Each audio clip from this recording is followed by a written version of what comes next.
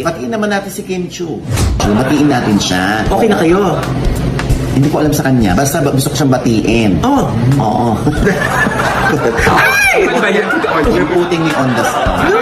Kasi hindi ba sinasabi na hindi daw kayo okay? Alam ko naman okay ka sa kanya. Ah?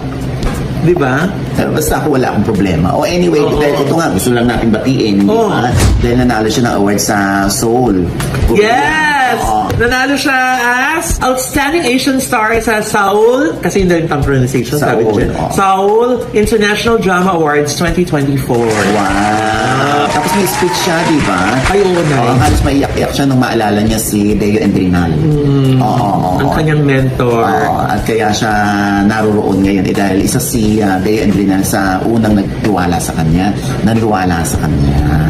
Oo, at syempre ang ABS-CBN pinasalamatan din ni Kim Chiu. Yes. Oo, Si Direk Loren na present doon. Pinasalamatan din niya sa Star Magic.